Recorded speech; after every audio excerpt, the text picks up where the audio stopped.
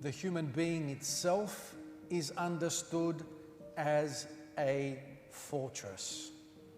Each and every one of you is understood as a fortress. And this fortress needs to be defended. Why? What's it got inside? It has valuable goods, treasure, the soul. Robbers and thieves and pirates are lurking outside, waiting for an opportunity to attack, to steal, and to plunder. The robbers don't need to knock down any walls or break down big gates to get in. They wait. They ponder. They study movements. They may even knock on your door and be friendly. Become friends with you, the householder. Gain familiarity. The householder has let the enemy in.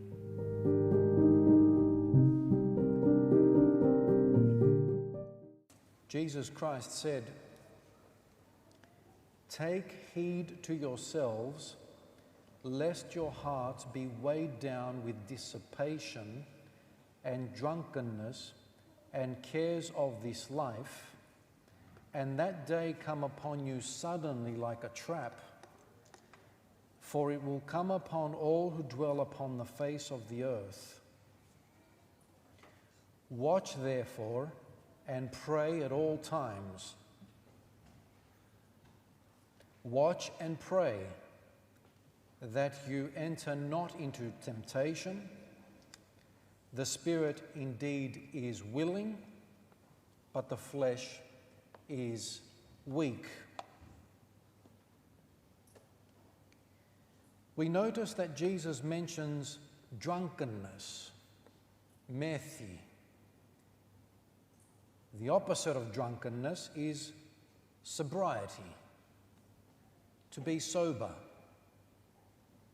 And the Greek word for sobriety is nepsis. Nepsis, nepsis, sobriety. And it's closely related to the verb nipto, which means to wash my face and my hands, to be fresh.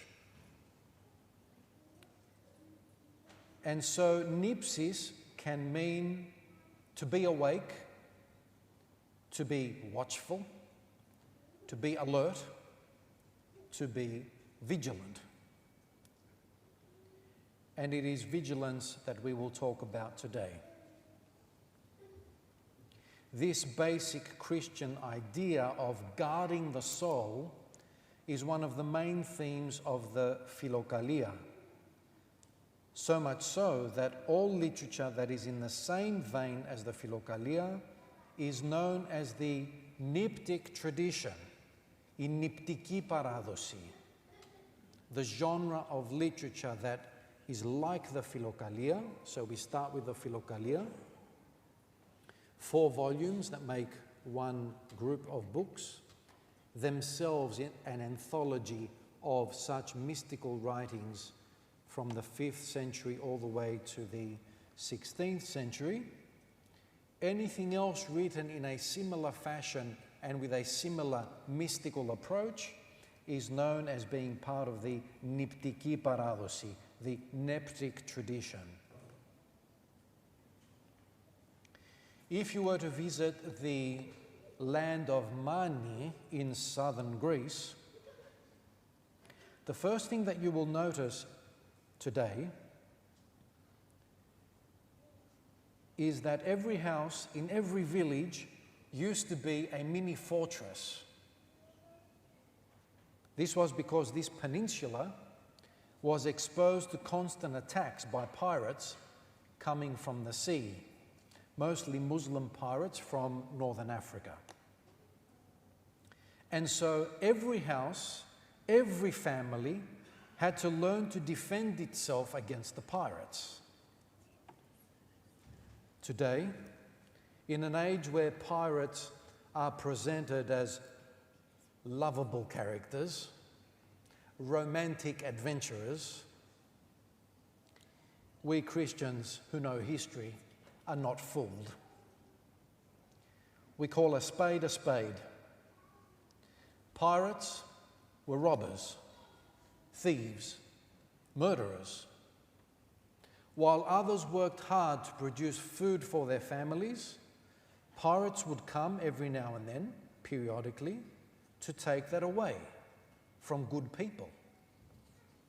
In the Philokalia, the human being itself is understood as a fortress. Each and every one of you is understood as a fortress. And this fortress needs to be defended. Why? What's it got inside? It has valuable goods, treasure, the soul. Robbers and thieves and pirates are lurking outside, waiting for an opportunity to attack, to steal, and to plunder. The robbers don't need to knock down any walls or break down big gates to get in. They wait. They ponder. They study movements. They may even knock on your door and be friendly. Become friends with you, the householder. Gain familiarity. The householder has let the enemy in. Alternatively, the robbers do wait. They see a window open and they get in. They see a door open, they get in. In reading the Philokalia, this anthology of beautiful spiritual writings, a big deal is made of the logismi, our thoughts. There are good logismi and bad logismi. Good thoughts and bad thoughts. Who is the householder? The intellect, to ηγεμονικόν. Which are the doors and the windows? None other than the senses. Sight, hearing, smelling, taste, touch. In the Philokalia, we quote a female saint, Saint Simplitiki, saying the following: even when we do not want it, the thieves will enter through the senses. For how is it possible for our house not to be darkened by the smoke entering from outside through the doors and windows that have been left open? During Lent, this period, Sarakosti, there is one hymn that we chant.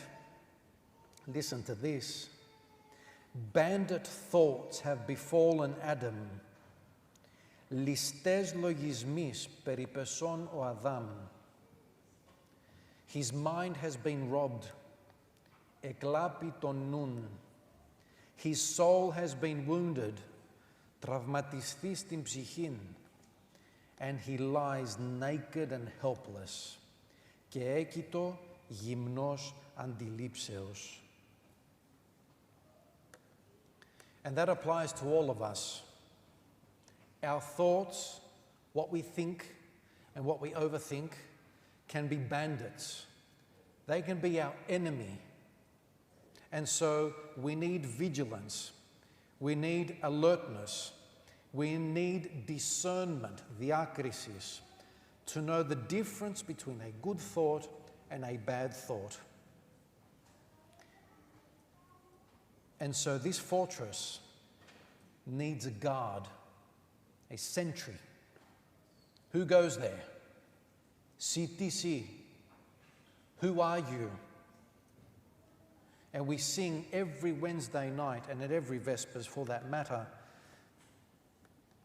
that Psalm 141, and specifically verse 3, place a guard at my mouth, O Lord, and keep watch around the door of my lips.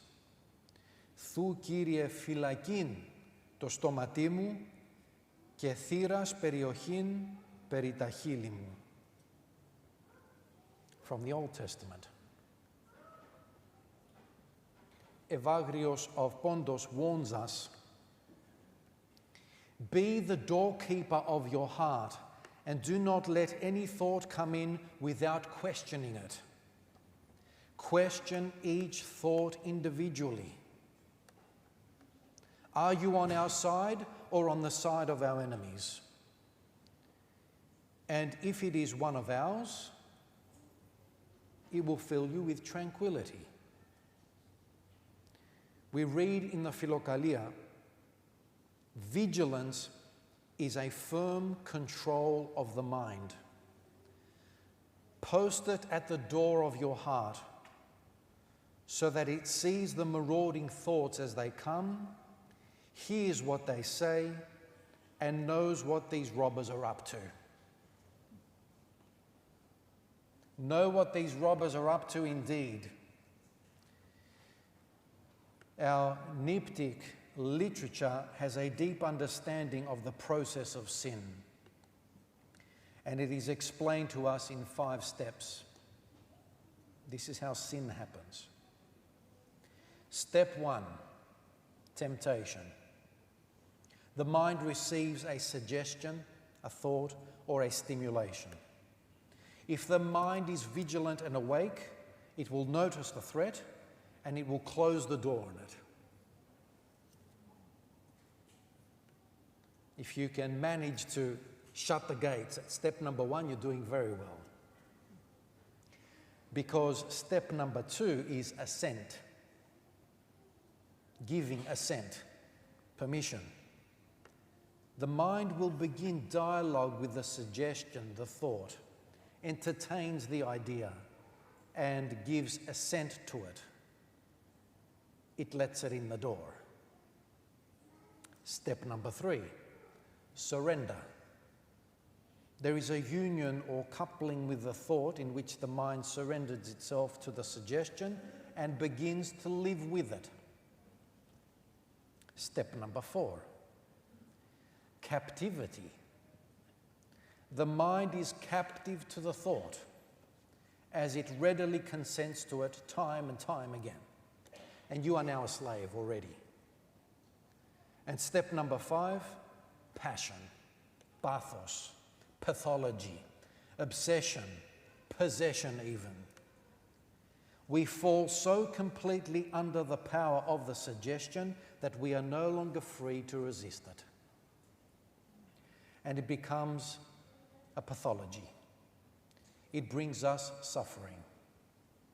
It becomes the master. We become its slaves. That's the definition of passion in Orthodox Christian theology. Pathos, pathology. It's a bad thing. Passion is a negative idea. Saint Nicodemus of the Holy Mountain reminds us that the Temple of Solomon had finely woven nets to keep out bugs and insects. Our Byzantine ancestors also had what we would call fly screens. We didn't invent fly screens. Fly screens have been around a long, long time. The ancients had them. And in the Middle Ages, they existed as well. We are not special. And the advice of Saint Nicodemus, one of the compilers of the Philokalia, is that we need to keep out bad thoughts at the first instance, at step 1, at the fly screen, 0 tolerance. This fortress, brothers and sisters, needs to be defended. We need prosochi and prosefchi, attentiveness and prayer. It is no accident that one of the common phrases we hear in Orthodox Christian worship is proskomen. Let us be attentive. Wake up. Pay attention. And that's from the Old Testament. Book of Isaiah, chapter 55. What is the opposite of vigilance? slumber, sloth, laziness, idleness, loitering, boredom. If we were to go back to the Bible, in the letter to the Thessalonians, we hear the following words addressed to the Christians. You are children of light and children of the day. We are not of the night nor of darkness. So then, let us not sleep. So then, let us not sleep as others do, but let us keep awake and sober. For those who sleep, sleep at night, and those who get drunk are drunk at night. But since we belong to the day, let us be sober, having put on the breastplate of faith and love, and for a helmet, the hope of salvation. As you can see, dear friends, the spiritual world is like the material world. There is unseen warfare. There are battles to be fought, weapons to be sharpened, armor to be polished, training to be done. And that is what we shall be talking about next week, askesis, spiritual training.